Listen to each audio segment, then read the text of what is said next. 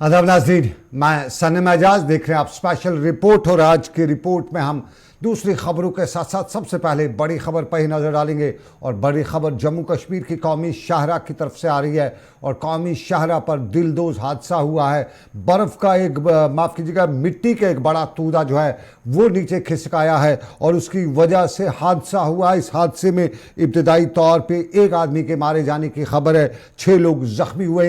ये मिट्टी का तूदा जो जम्मू कश्मीर कौमी शाहरा पर शेरी रामबन के नज़दीक नीचे गिराया है और इससे 2 गाड़ियाँ इसके नीचे दब के रह गई है। अचानक ये मिट्टी का तूदा आया और इससे यहाँ पे यह हादसा हुआ। असल हकीकत क्या है इस वक्त की ताज़ा तरीन सिचुएशन। और जहाँ इब्तदाई तौर पे हमें मालूम हुआ था कि जम्मू श्रीनगर कौमी शाहरा को बंद कर दिया गया है, इस वक्त क्या कुछ ताज़ा तरीन सूरत हाल है, ये हम सीधा जानने के लिए अपने नुमाइंदे नदीम के पास जाएंगे। रामबन में नदीम हमें पूरी जानकारी इस मामले की देंगे। जम्मू श्रीनगर कौमी शाहरा पर इस वक्त लंबा ट्रैफिक जैम हुआ है और ये जैम की साफ वजह यही है कि दोनों अतराफ जो है गाड़ियाँ आ रही थी और गाड़ियाँ आने के बाद जब आगे का रास्ता बंद हुआ तो ट्रैफिक जैम का रास्ता टोटली बंद हो चुका है। अब वापस या आगे मुड़ने की भी जगह नहीं है, वापस मुड़ने की भी जगह नहीं है। जम्मू श्रीनगर के शेरी रामबन के इलाके में ये सारी सिचुएशन है। ये आज बाद दोपहर को पेश आई है। इस वक्त क्या कुछ सूरत हाल है इलाके में, किस तरह के रेस्क्यू ऑपरेशन किया गया है और जख्मी को कहाँ पहुँचाया गया है, नदीम जानने के लिए मेरे साथ मौजूद है। बहुत शुक्रिया नदीम, तफसील बताइए क्या कुछ वाक़ा पेश आया, कैसे वाक़ा पेश आया और इस वक्त की क्या सूरत हाल है। जी बिल्कुल सनम, देखिए जिस तरह से हम देख रहे हैं जब श्रीनगर जम्मू नेशनल हाईवे का जिक्र हो कहीं न कहीं मुश्किलात लोगों के सामने रहती हैं।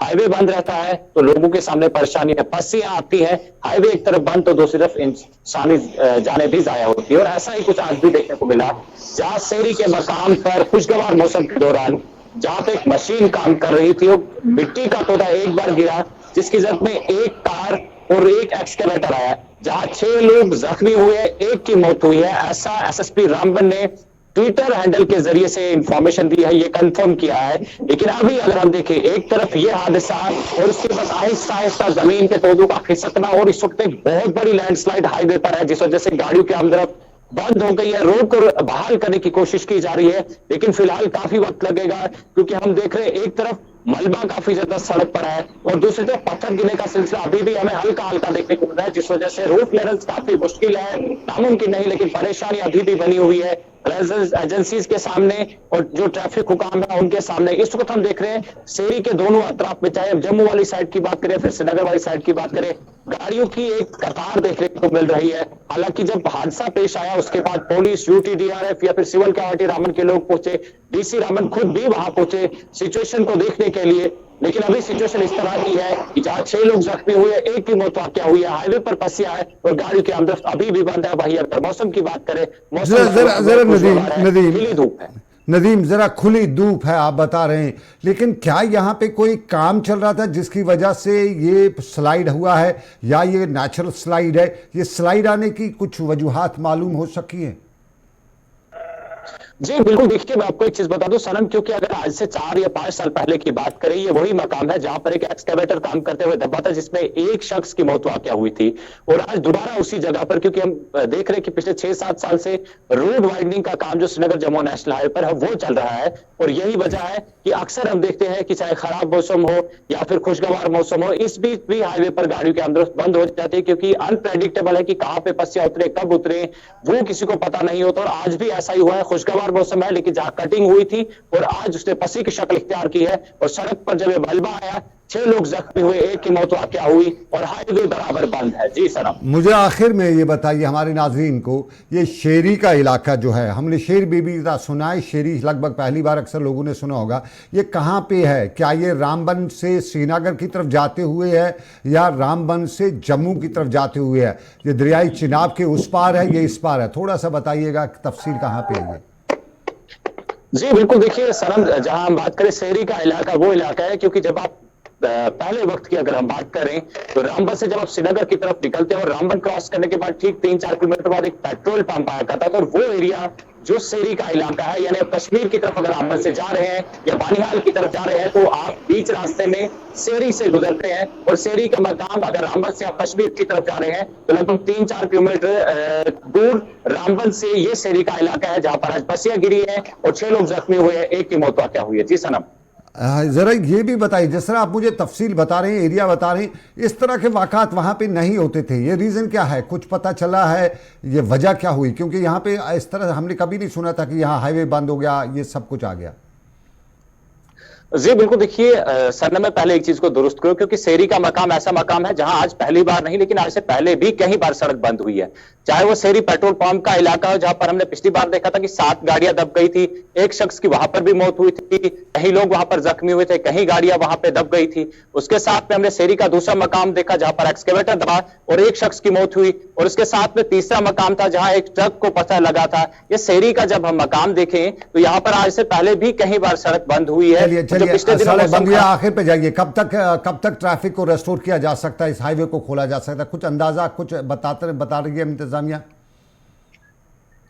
जी बिल्कुल, देखिए सनम, ये बताना तभी क्लियर होगा जब हमारे पास पत्थर गिरने का सिलसिला रुकेगा, लेकिन अगर हल्के पत्थर भी आ रहे हैं तो रिस्क में काम करना कोई गवारा करेगा नहीं, और ऐसा ही कुछ शहरी के मकाम पर भी देखने को मिल रहा है जहां पर पत्थर हल्के हल्के गिर रहे हैं। क्योंकि हमने देखा कि अगर एक बार पसी गिरे लेकिन उसके ठीक आधे घंटे बाद एक बहुत बड़ा मिट्टी का तोदा फिर से वहां उतर आया है, तो ऐसे में रिस्क लेना कोई भी गवारा नहीं करेगा। लेकिन रोड क्लियरेंस का काम जब शुरू होगा तो जाहिर सी बात है वक्त लगेगा, क्योंकि 7 से 8 घंटे का वक्त लग सकता है, लेकिन ऑफिशियली इस चीज को कंफर्म किया जाएगा, उसके बाद ये तमाम चीजें बताना मुनासिब होगा।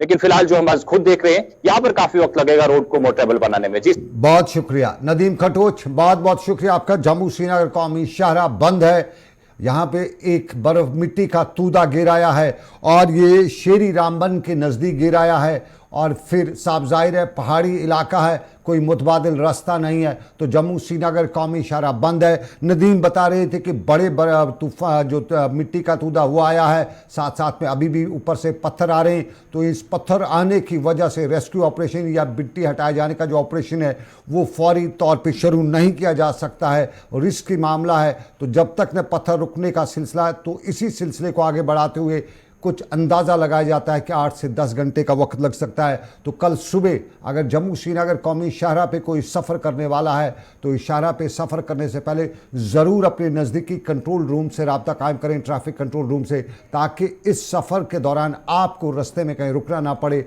आपको मुसीबत का शिकार होना ना पड़े। ये जम्मू श्रीनगर कौमी शाहराह की बात, ये मिलाने की बात, मिलने की बात, कौमी शाहराह जो मिलाती है। लेकिन आपको अब ज़रा मिलने और मिलाने के बीच में दूसरा मामला बताएं, और ये है मुल्क में दूसरे बड़े लीडर राहुल गांधी, जो कांग्रेस के लीडर हैं, और कांग्रेस के लीडर पिछले दिनों सुर्खियों में रहे, और उन्हीं सुर्खियों के बीच वो विदेशी दौरे पे गए, और इस विदेशी दौरे के दौरान उनने कई कैम्ब्रिज यूनिवर्सिटी में कई बड़े इल्ज़ामात लगाए। लेकिन आज भी उनका एक बड़ा इल्ज़ाम सामने आया है। एक खसूसी इंटरव्यू में उन्होंने विदेशी धरती में मुल्क के हालात को सामने रखते हुए, ख़ास तौर पे आरएसएस का जिक्र करते हुए बताया है कि मुल्क में जो इदारे हैं उन पे कंट्रोल चल रहा है। चीन की बात हो या पार्लियामेंट के अंदर और कोई बात, किसी बात पे बात करने की इजाज़त नहीं दी जाती है, और पार्लियामेंट से अंदर से लेकर बाहर तक उनके अल्फाज के मुताबिक इस वक्त मुल्क में उस तरह के हालात हैं कि जिसने भी ज़ुबान खोली उस पर छापा। ये राहुल गांधी बता रहे हैं, सुनिएगा राहुल गांधी विदेश की धरती में भारत माता के हवाले से क्या कुछ बता रहे हैं। RSS is you can call it a secret society.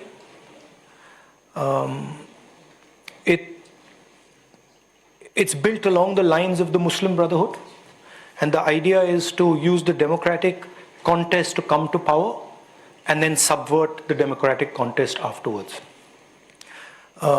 And it's shocked me at how successful they've been at capturing the different institutions of our country.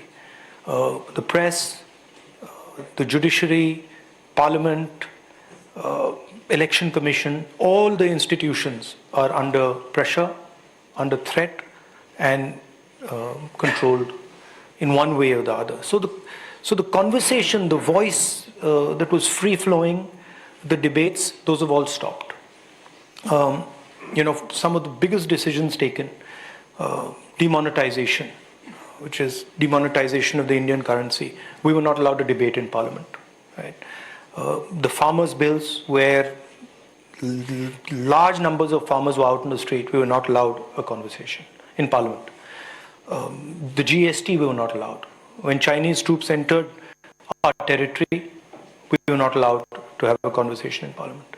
So that stifling made us ask ourselves a fundamental question. How do we communicate with the people of India when the media is biased, when the हमें बोलने की इजाज़त नहीं थी, हमने जब भी बोलना चाहा तो बोलने नहीं दिया गया। मीडिया बायस्ड है, मुल्क के पार्लियामेंट से लेकर बाहर तक कभी हमें बात करने की इजाज़त नहीं दी जाती है। ये राहुल ने इस खसूसी इंटरव्यू में मुल्क के हालात पर खूब तफसील से तबसरा भी किया है, हालात का जायज़ा लेते हुए उन्होंने बताया। लेकिन अब ज़रा दूसरा पहलू, और ये है बुरा न मानो होली है। होली का त्यौहार शुरू हो चुका है और होली का त्यौहार में आज दहन, और दहन से लेके कल तक इस त्यौहार के दौरान रंग रोगन का नहीं बल्कि रंगों की बात की जाएगी। और रंगों की बात करते हुए नेकी की जीत की बात की जाएगी और बदी पर नेकी की फतह की जो अलामत है, जो खुशी है, वो इसमें साफ तौर पे माना जाता है। रंग रोगन का इस्तेमाल बिल्कुल नहीं किया जाता है बल्कि गुब्बारों का इस्तेमाल किया जाता है। और आज खुशी के मौके पे एक दूसरे को रंग भी लगाया जाता है, मिठाइयाँ भी तकसीम की जाती हैं और पूरे मुल्क में होली के दहन आज से शुरू हो चुका है। और होली का दहन आज जम्मू कश्मीर में भी मनाया गया और इस होली के दहन के मौके पर आज मुल्क भर में खूब जश्न भी देखने को मिला। ज़रा देखिएगा जश्न और ज़रा सुनिएगा क्या कहते थे लोग। सर जम्मू में तो काफ़ी बढ़िया होली मना रहे हैं कि काफ़ी उत्साहित लोग हैं यहाँ पे। तो ऐसे तो मतलब कि कन्फ्यूज़न थी, पहले तो 7 को कोई कह रहा था 8 को था, उसके बाद ये है कि अब सभी को ये पता लग गया कि मतलब कि 7 को होली है। जम्मू में काफ़ी धूमधाम से होली मनाई जाती है सर। तो अभी आप देख सकते हैं कि कैसे हम अपने फ्रेंड्स सारे मिलके होली मना रहे हैं सर लग रहा बहुत अच्छा है कि इस बार सारे हर्बल कलर्स आए हुए हैं, मतलब कि कलर में क्वालिटी में बहुत बढ़िया आया हुआ है। चलिए रंगों की बात तो ये जम्मू से लेके मुल्क के बाकी हिस्सों में, सांबा की तस्वीर भी आपको, लाइन ऑफ एक्चुअल कंट्रोल से लेके इंटरनेशनल बॉर्डर तक और LOC तक। आज BSF के जवानों के लिए होली का ये ख़ास मुकाम भी था क्योंकि अक्सर जवान जो बॉर्डर पे तैनात रहते हैं, अपने घरों से दूर रहते हैं, उन्हें मौका नहीं मिलता है कि वो कोई त्यौहार घर वालों के साथ मना सकें। और सांबा सेक्टर में बैन अक़वामी सरहद पर जवानों ने एक दूसरे को रंग लगा के आज होली का त्यौहार मनाया। कहीं सरहद पे गाना गाया, कभी नाच भंगड़ा डाला और कहीं मिठाइयाँ तकसीम करके एक दूसरे को होली की मुबारकबाद दी। रंग फेंकने का सिलसिला भी देखने को मिला और रंग लगाने का सिलसिला भी था। और रंग लगाने और फेंकने के सिलसिले में ये जश्न, ये समा पूरी लाइन ऑफ एक्चुअल कंट्रोल से लेकर इंटरनेशनल बॉर्डर तक नज़र आ रहा था। सभी मीडिया कार्मिक जो भाई हमारे पास आते हैं हमेशा ये जानते हैं कि हम सभी त्यौहार यहीं मनाते हैं और अंतर्राष्ट्रीय सीमा पर ही मनाते हैं। सिविलियंस भी हमारे आते हैं, सारे हमारे साथ मनाते हैं। गांव के लोगों का काफ़ी कोऑपरेशन है हमारे साथ। मीडिया कार्मिक भी आते हैं और हमारे जवान जो ये महसूस करते हैं कि हम अपने घरों से दूर हैं, लेकिन आप लोगों के आ जाने से ही अपने परिवार के दूर होने का काम भूल जाते हैं। तो मैं सभी का बहुत बहुत धन्यवाद करना चाहूँगा कि आप लोग अपना समय निकाल के आज रंगों का पर्व मनाने के लिए हमारे बीच में पहुँचे हैं। हमें बहुत अच्छा लगता है। अच्छा लगता है क्योंकि परिवार के साथ मैं सिर्फ अपने परिवार के साथ मनाता हूँ, बट आज मेरे पास 100+ जवान रहते हैं और मैं उन 100 परिवारों के साथ मनाता हूँ, तो मेरे को बड़ा अच्छा लगता है। मैं कभी मिस नहीं करता हूँ कि चलिए ये अगली तस्वीर उधमपुर की है। उधमपुर में भी आज होली का त्यौहार जोश खरोश के साथ मनाया जा रहा है और यहाँ आज मर्द जन होली की इस खसूसी तकारीब में शरीक हो रही हैं। यहाँ मुकामी पुलिस और दूसरे ओहदेदार भी, दूसरे लोग भी इस आज के जश्न में साथ हैं और एक दूसरे को मुबारकबाद भी दे रहे हैं। ये तस्वीर जम्मू के उधमपुर के इलाके की, जहां होली का जश्न जो है वो ज़ोर शोर से मनाया जा रहा है। मुल्क भर के साथ साथ जम्मू कश्मीर में भी होली का जश्न जो है वो मनाया जा रहा है। और होली का कहा जाता है कि होली बदी पे जो नेकी की फतेह है उसकी ये अलामत है और जो गलत है, गलत ही है, सच्चाई आग से पार होके भी आ जाती है। ये होली का पैगाम है और होली के इसी पैगाम के साथ आपको भी एक पैगाम कि होली है लेकिन बुरा न मानो, होली है ये नहीं चलेगा। क्योंकि हुड़दंग मचाने से आपको परेशानी होगी। तो सिर्फ उतना ही जो कि आपका परिवार सुख शांति से रहे, आप होली मनाएं और उसके बाद किसी हादसे का शिकार हो जाएं, ये कोई परिवार नहीं चाहता है। तो ख्याल रखिएगा होली के दौरान सब कुछ, लेकिन वो नहीं जिससे आपके परिवार को मुसीबत में हो जाए। तो चलिए, होली का त्यौहार और उस पर जम्मू कश्मीर के लेफ्टिनेंट गवर्नर मनोज सिन्हा की बहुत बहुत बधाई। उन्होंने कौम को आज, मुल्क को आज के इस मुक़द्दस मौके पर अपने ट्वीट के ज़रिए बधाई दी और बताया कि रंगों का ये त्यौहार हमें एक दूसरे के साथ मिलने और मिलाने की बात करता है और ये रंगों का त्यौहार हमें अमन, शांति और खुशी का पैगाम देता है। दुआ की है उन्होंने अपने ट्वीट में कि हम खुश रहें, अमन से रहें, शाद रहें, शादाब रहें। ये जम्मू कश्मीर के लेफ्टिनेंट गवर्नर मनोज सिन्हा का ट्वीट आज होली के त्यौहार पे। लेकिन एक और ट्वीट हम आपको दिखाएंगे और ये ट्वीट जम्मू कश्मीर की साबका वज़ीर आला महबूबा मुफ्ती का ट्वीट है और महबूबा मुफ्ती के इस ट्वीट में तंज़ भी है। ये तंज़ उनने सुबह सुबह जो विजिलेंस का मैसेज आता है उसी विजिलेंस के मैसेज पे उन्होंने ये ट्वीट किया है और ये जम्मू कश्मीर में जो एपटेक कंपनी है, जो ब्लैक लिस्टेड कंपनी है, उसको एसएसआरबी के साथ दोबारा नथी किया गया है। उस पे जहां गम गुस्सा कश्मीर वैली से लेकर जम्मू तक लोगों में पाया जाता है, सवाल पूछे जा रहे हैं कि ब्लैक लिस्टेड कंपनी और ये रिक्रूटमेंट जम्मू कश्मीर में करेगी। तो साफ जाहिर है पीछे की कहानी कुछ और तो नहीं है, ये पूछने की बात की जाती है और उसी पूछने और दूसरे मामलात में महबूबा मुफ्ती का सुबह सुबह ट्वीट भी आया और महबूबा मुफ्ती ने अपने ट्वीट में एपटेक पर सवाल उठाया और सरकार के साथ साथ विजिलेंस पर भी बात की कि ज़रा सुनिएगा, इस मामले को भी ज़रा गौर करने की ज़रूरत है। ये ट्वीट महबूबा मुफ्ती का। लेकिन अब अगली तस्वीर हम बारामूला की आप में दिखाएंगे। बारामूला में पुलिस का दावा है कि उन्होंने लश्कर तोयबा के 2 मावनीन को आज गिरफ्तार किया है। खसूसी इतला मिली थी और उसी इतला के बाद लश्कर तोयबा मिलिटेंट ऑर्गेनाइजेशन जो ममनुआ तंजीम है उसकी मौजूदगी खबर मिलने के बाद पुलिस और सीआरपीएफ ने मुचकड कुंजर के में इलाके का मुहासरा किया, जिस दौरान खुर्शीद अहमद ख़ान वल्द मुश्ताक अहमद ख़ान और रियाज़ अहमद ख़ान वल्द ग़ुलाम महिदीन ख़ान साकिन जंदपाल कुंजर के उनके को गिरफ़्तार किया और उनके कब्ज़े से 2 AK-47 राइफ़लें, उसके साथ साथ 15 AK-47 के राउंड और फिर कुछ पोस्टर्स और दूसरे मामलात हैं वो ज़ब्त किए हैं। ये पुलिस का दावा है और ये जनूबी कश्मीर के, शुमाली कश्मीर के बारामूला की पुलिस का दावा है। लेकिन एक और मामला भी है और ये मामला बडगाम का है। बडगाम में पुलिस इंतज़ामिया ने आज कुछ अहलकारों को सरकार के खुर्द बुर्द के मामलात में उन्हें सस्पेंड किया है और ये 5 मुलाजिम देही तरक्की महकमे के इन्हें मुअत्तल किया गया है और ब्लॉक एस के पूरा में मनरेगा के तहत ज़ायद अदायगी जारी करने पर इन लोगों को मुअत्तल किया गया है और यहाँ इंतज़ामिया का कहना है कि इस पे कार्रवाई शुरू की गई है। 5 अहलकारों को मुअत्तल करके ACD ऑफिस बडगाम से मुंसलिक किया गया है और एक कमेटी भी तश्कील दी गई है जो 1 हफ्ते के अंदर इस सारे मामले की और रिपोर्ट जारी करेगी, रिपोर्ट देगी, उसके बाद मज़ीद कार्रवाई होगी। ये बडगाम का मामला। लेकिन अब ज़रा एक और मामला हम आपको दिखाएं और ये दिखाएं कि टूटी जहां कमद वहां कुछ और दूरी थी। वो बिहार का रहने वाला था, वो कश्मीर जाना चाहता था, लेकिन किस्मत की सितम ज़रीफ़ी के उधमपुर पहुंचते ही हालात उसके बिगड़े और बिगड़े हालात में वो दिमागी तौर पे इधर उधर की बातें करने लगा और उसके बाद कभी फ़ौजी कैंप में, कभी पुलिस के कैंप में, तो इस तरह के कैंपों में जाने लगा और उसके बाद पुलिस ने उसको गिरफ़्तार किया, हिरासत में लिया और हिरासत में लिए जाने के बाद अब उस हवाले से मज़ीद इक़दामात उठाए जा रहे हैं। क्या हुआ वाक़ा, ज़रा खातून को सुनिएगा। मेरा नाम शोभा देवी, बिहार से आए थे, जा रहे थे कश्मीर कमाने के लिए, तो जम्मू आया, जम्मू से टिकट बनवाया था कश्मीर का। पता नहीं अचानक इसका जो ब्रेन उसका जो कुछ गड़बड़ हो गया था, ये पता भटकने लगा। वहाँ से आया था आर्मी कैंप में, SSP ने उसको पकड़ा, तो बोला कि इसका मन खराब है, तो मैं उठा करके यहाँ कैंप में थी थाना वाला में दिया। थाना वाला ने हमको कॉल किया, जब अपना आदमी को हम रखे हैं, आप ये यहाँ से ले जाइए। तो वही हम लोग यहाँ आदमी को धन्यवाद कहते हैं, वो आर्मी वाला को धन्यवाद भी कहते हैं। क्या नाम है इसका भी चंदर पासवान। ये जो आपके साथ, ये मेरा बेटा है सूरज कुमार पासवान। हफ्ता रोज पहले घर से निकले थे, जब जम्मू पहुंचने के बाद बस स्टेशन से दिमागी संतुलन खराब होने के बाद आर्मी कैंप में घुस गया भाग करके, उसके बाद आर्मी फ़ोन किया, उसके बाद थाना के हवाले किया। थाना वाला यहाँ से कॉल करके बोला कि आपका आदमी यहाँ पे है। तो उसके बाद उधमपुर में पहुंचा और उधमपुर से कश्मीर के बडगाम जाने वाला था, पहुंच नहीं सका। हालात की क्या किस्मत की सितम ज़रीफ़ी देखिए, टूटी कहाँ का मन।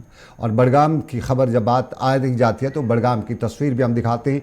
बडगाम में तामीर और तरक्की के हवाले से मामलात कुछ इस तरह से हैं। ये बडगाम की पार्क है और मेन टाउन के पास ये पार्क कभी हुआ कर, आज इसको पार्क नहीं कहें तो बेहतरी होगा, क्योंकि कभी ये पार्क हुआ करती थी, बहुत खूबसूरत हुआ करती थी। लोग यहाँ बैठा करते थे, फैमिलीज आया करती थी, कुछ यहाँ पे और भी मामलात हुआ करते थे। लेकिन पार्क का हाल जो है अब खस्ता हुआ है और खस्ता हाल पार्क में ना बैठने की जगह, न कोई जा सकता है, बदबू बैड सब कुछ बुरा है। और उसी बुरे के बीच में इंतज़ामिया ने इस पर काम तो शुरू किया है, लेकिन काम के सराहना जाना भी अपनी जगह पे सही है। और इसी सारे के बीच में इंतज़ामिया से अब भी पूछा जा रहा है कि ठीक है काम तो शुरू हुआ लेकिन थोड़ी रफ्तार से।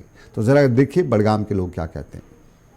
अच्छा लगा। इससे पहले जो ये पार्क थी ना, बहुत अच्छी पार्क थी। यहाँ से ज़्यादा नमाज पढ़ते थे इधर, और जो इसके साथ कुआं भी था, वहाँ से पानी भी पी रहे थे।